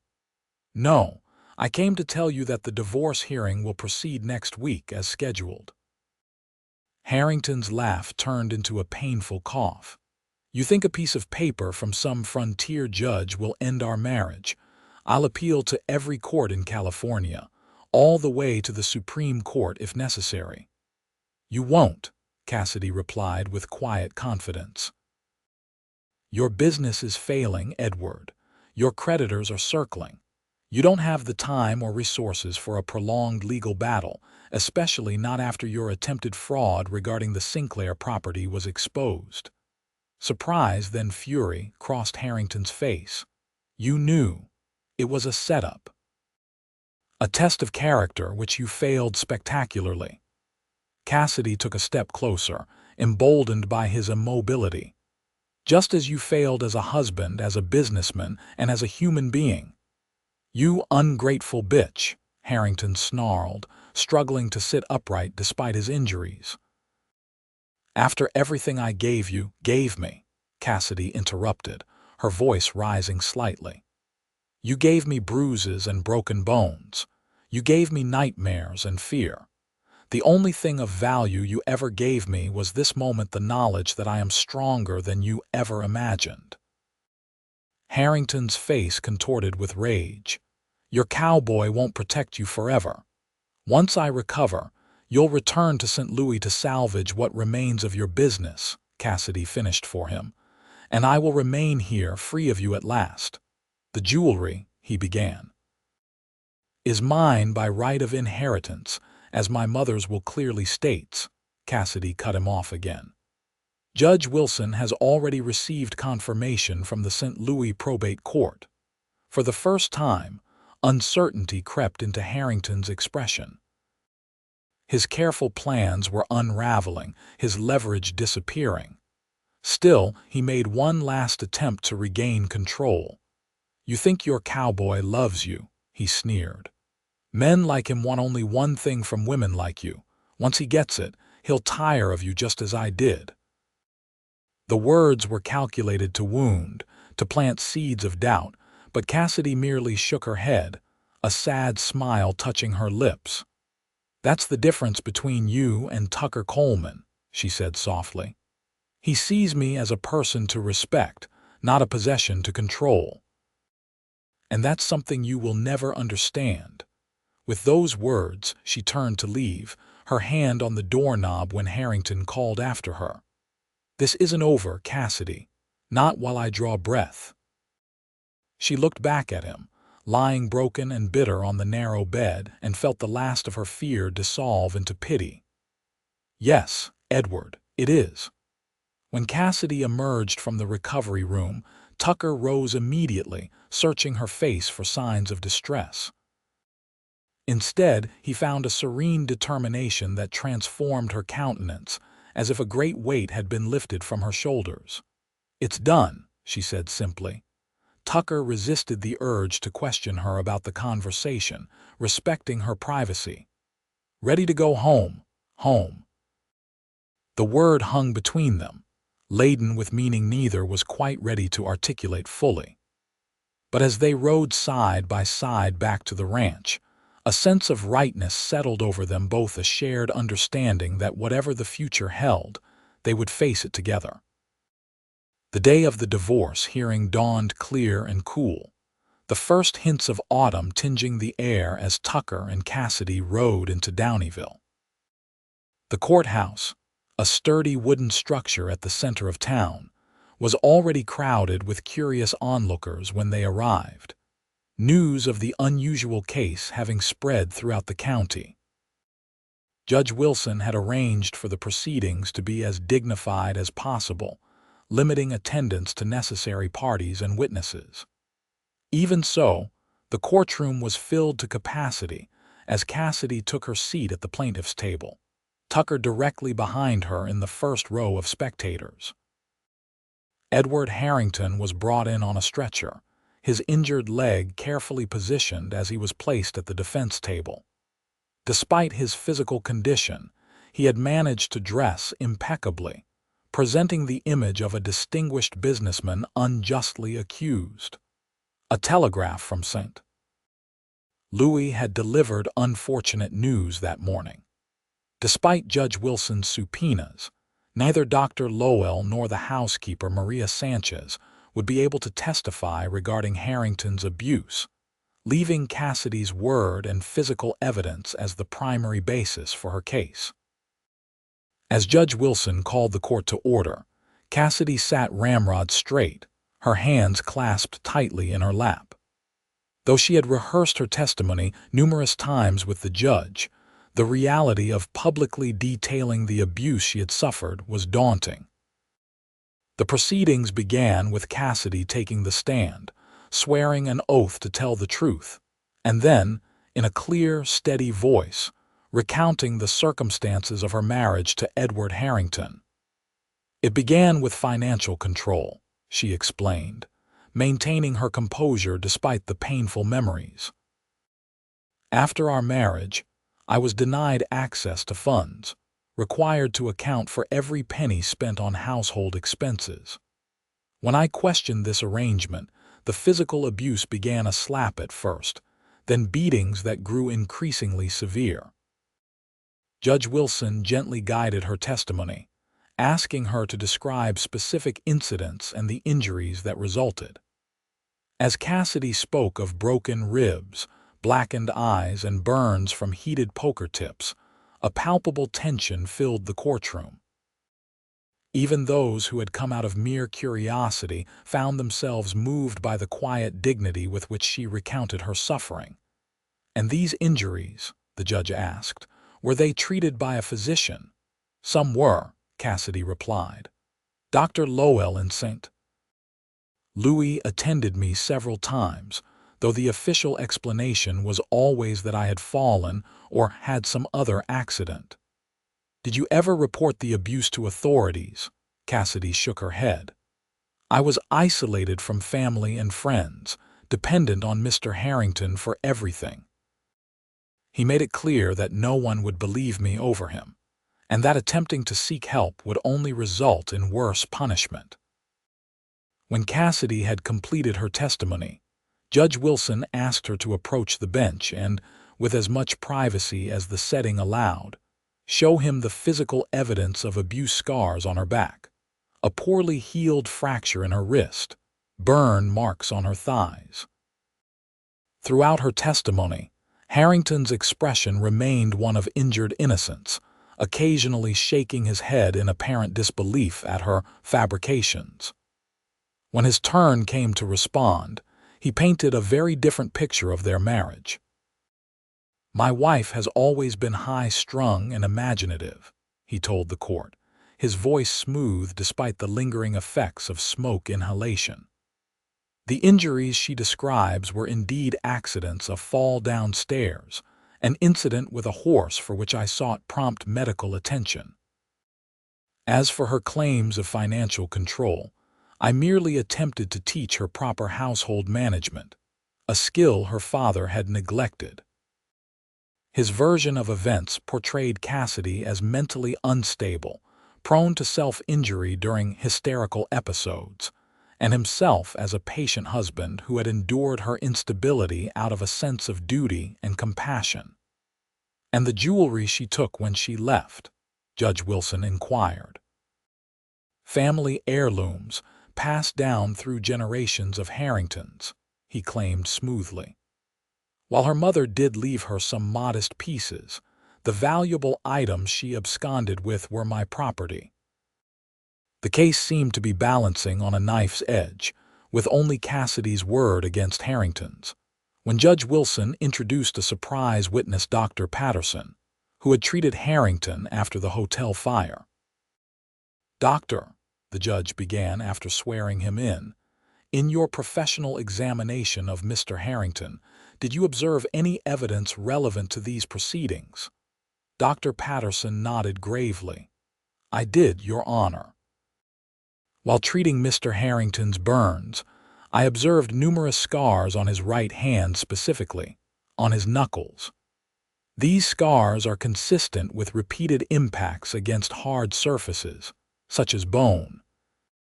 In my experience treating minors and brawlers over many years, these are the marks of a man who has struck others with his fists, frequently and with significant force."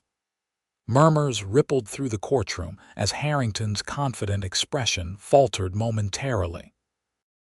"Furthermore," the doctor continued, "Mr. Harrington's behavior while under my care has been revealing.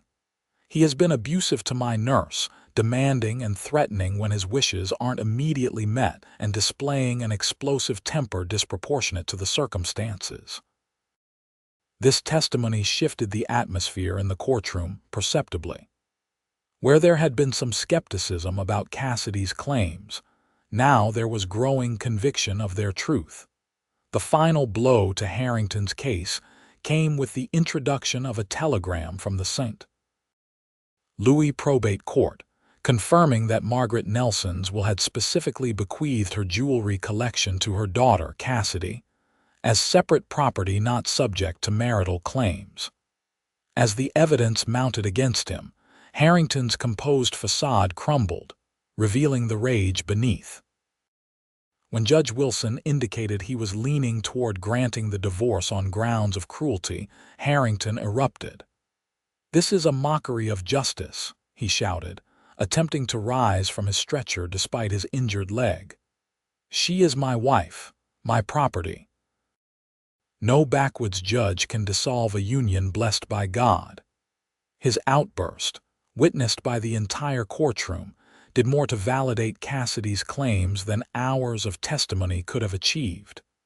Judge Wilson, after calling for order, delivered his ruling with firm conviction.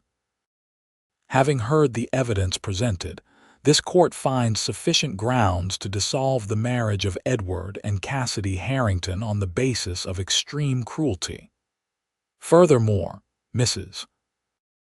Nelson," he deliberately used her maiden name, "is entitled to retain all jewelry inherited from her mother as her separate property, as well as any personal belongings she brought to the marriage.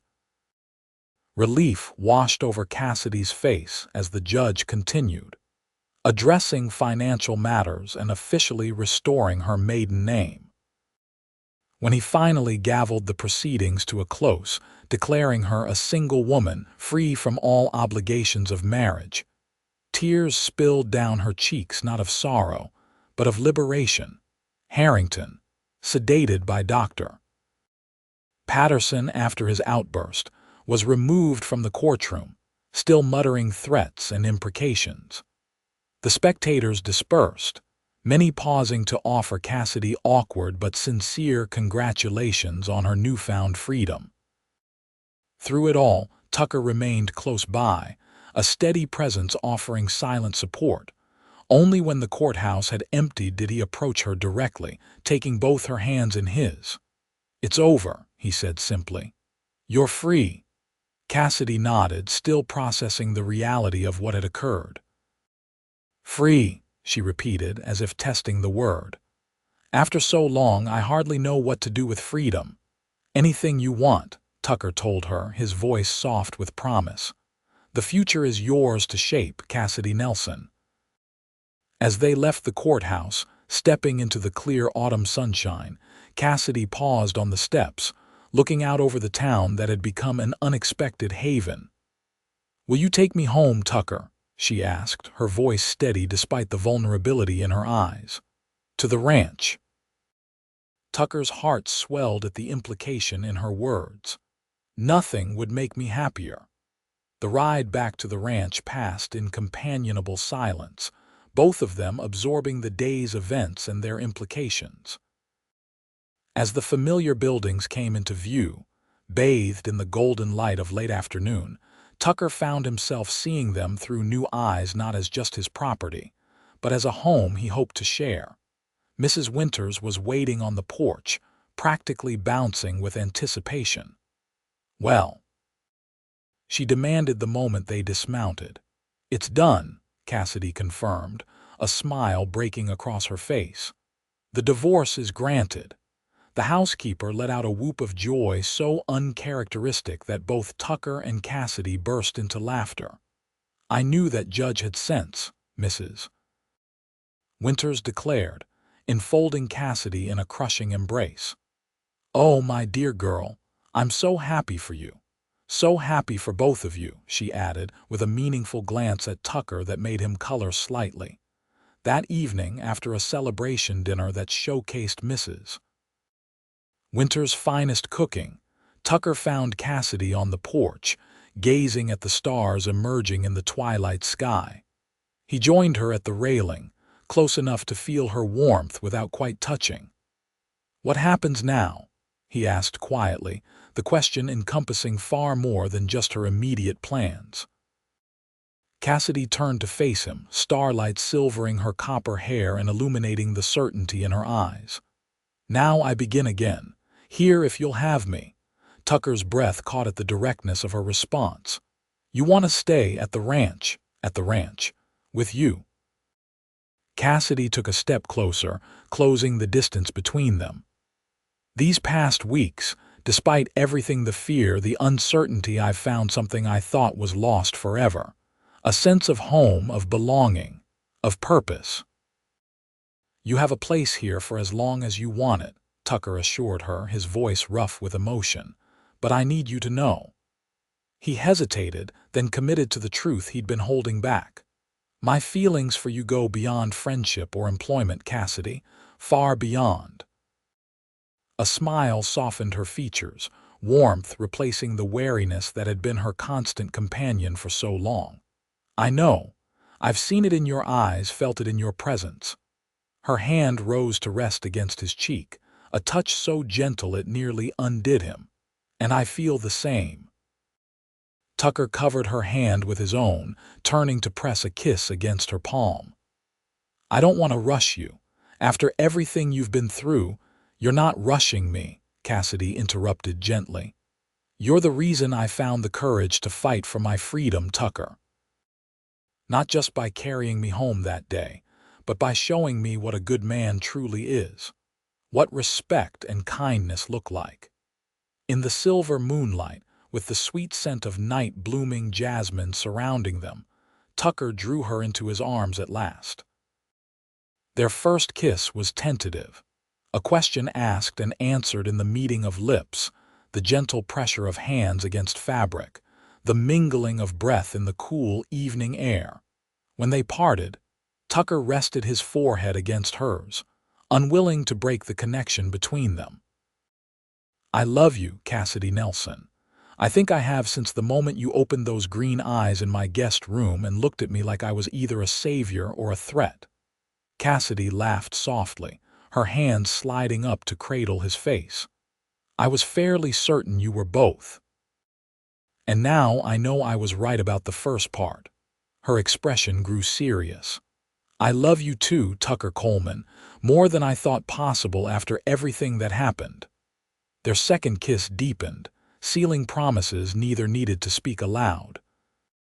When they finally separated, breathless and flushed, Tucker led Cassidy to the porch swing, where they sat close together, her head resting on his shoulder as they contemplated the future stretching before them.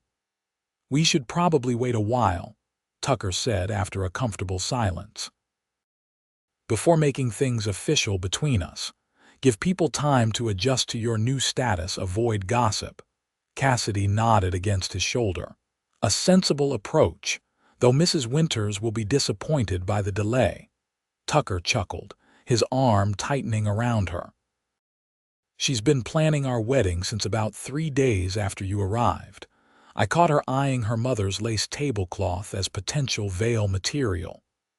"Well then, we shouldn't make her wait too long," Cassidy replied, the teasing note in her voice warming Tucker's heart. "Perhaps by Christmas." "Christmas," Tucker agreed, pressing a kiss to the top of her head. A new beginning at year's end. In the weeks that followed, life at the Coleman Ranch settled into a rhythm both familiar and new. The south barn was rebuilt, stronger than before, with the entire community turning out for a traditional barn raising that filled the ranch with laughter, good food, and the solid foundations of neighborly support. Edward Harrington, his business affairs in St. Louis requiring urgent attention, departed California as soon as his injuries permitted travel. Before leaving, he made one final attempt to intimidate Cassidy through legal channels, filing a claim for the return of the jewelry despite the court's ruling. Judge Wilson dismissed the claim summarily and warned Harrington that further harassment would result in criminal charges. By November, the first snow dusted the higher elevations surrounding Downieville, and preparations for winter occupied the ranch. Cassidy, no longer simply an employee but recognized throughout the community as Tucker's intended, took on increasing responsibility for the household and business operations. Her intelligent management and forward-thinking approach complemented Tucker's practical experience perfectly, and the ranch prospered under their combined stewardship. On Christmas Eve, with the main house decorated with evergreen boughs and red berries, Tucker and Cassidy exchanged vows before Judge Wilson in the presence of Mrs. Winters, the ranch hands, and a select group of friends from town. Cassidy wore a gown of deep blue velvet, a gift from Mrs. Winters, with her mother's pearls at her throat a tangible connection to the past as she embraced her future. "I, Tucker James Coleman, take you, Cassidy Ann Nelson, to be my lawfully wedded wife," Tucker vowed, his voice steady despite the emotion evident in his eyes. "To have and to hold, from this day forward, for better or worse, for richer or poorer, in sickness and in health, to love and to cherish, until death do us part."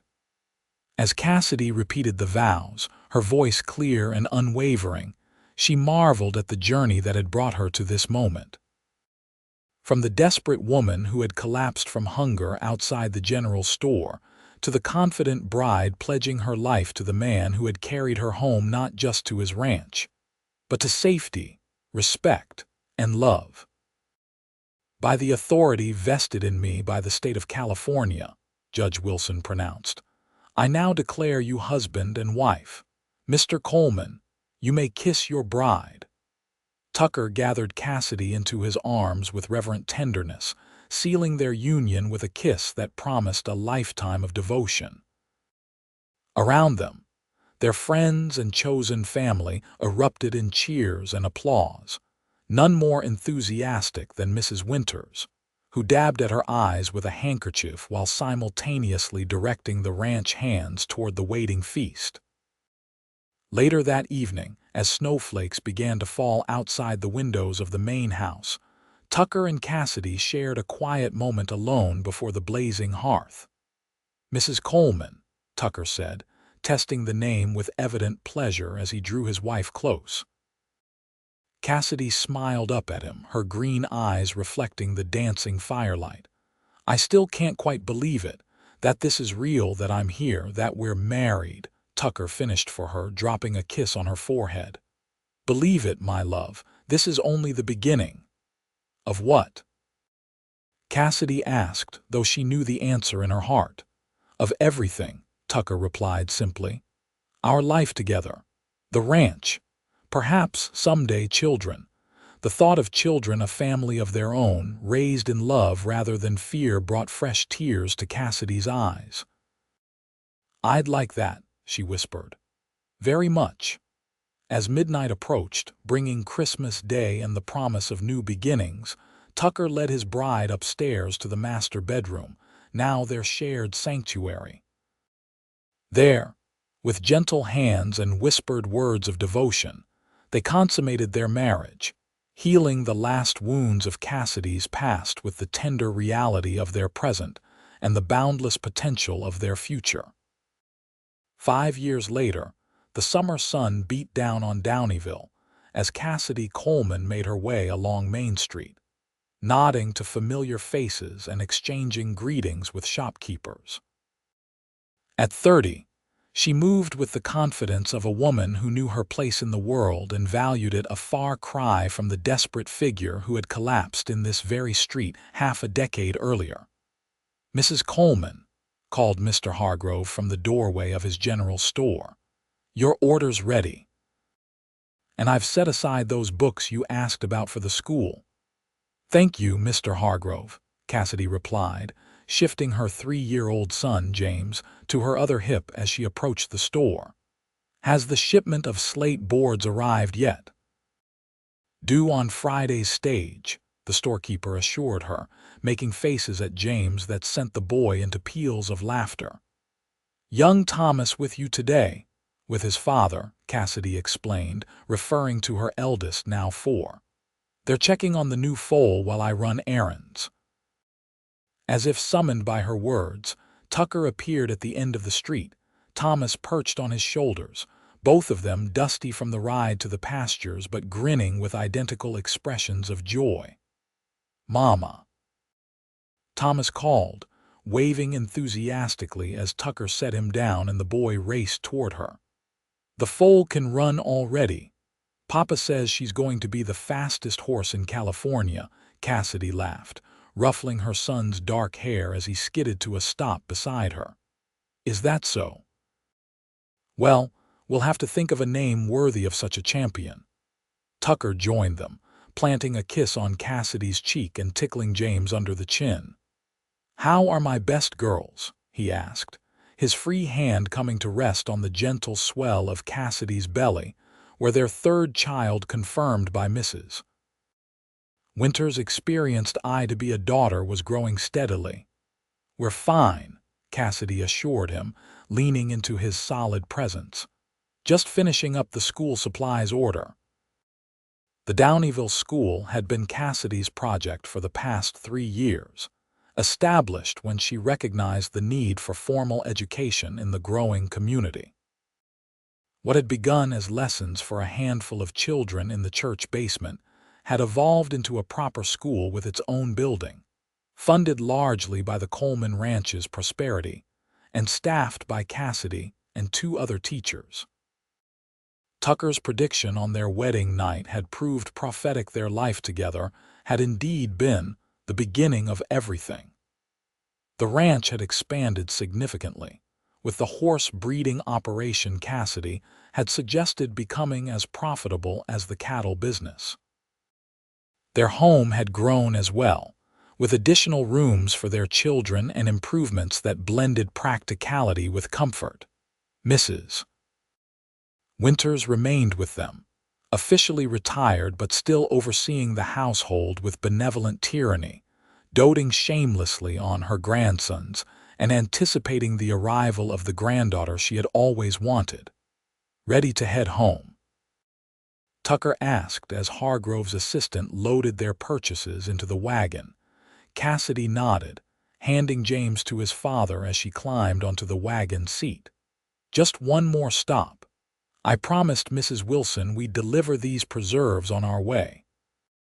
As they drove through town, Cassidy found herself reflecting on the journey that had brought her here, from desperate flight to profound belonging, from starvation to abundance in every sense. The memories of her life with Edward Harrington had faded to distant shadows, occasionally remembered but no longer feared.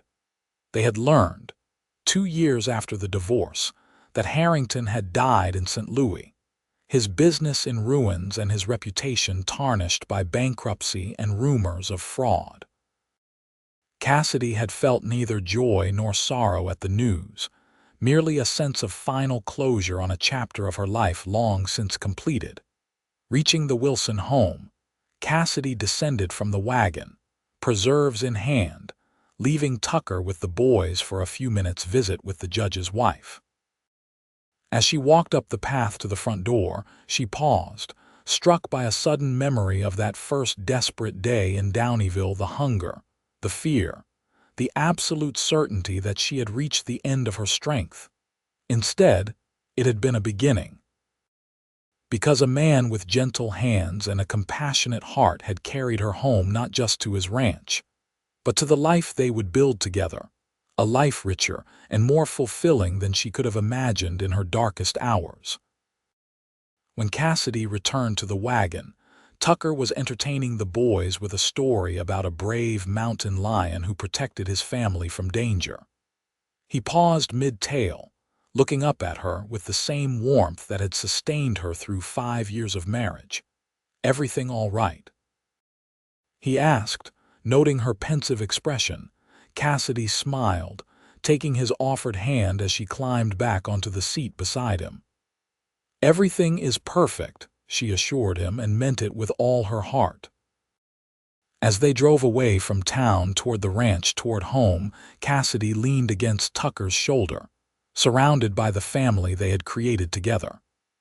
The road ahead stretched clear and promising before them, leading not just to their ranch, but to all the possibilities their shared future held.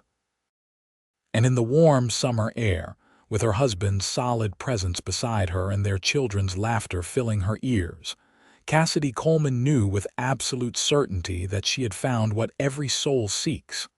Not just a place to live, but a place to belong. Not just a house, but a home. Not just survival, but a life worth living, filled with purpose and love. All because one day, when hunger and desperation had brought her to her knees, a cowboy had carried her home for good.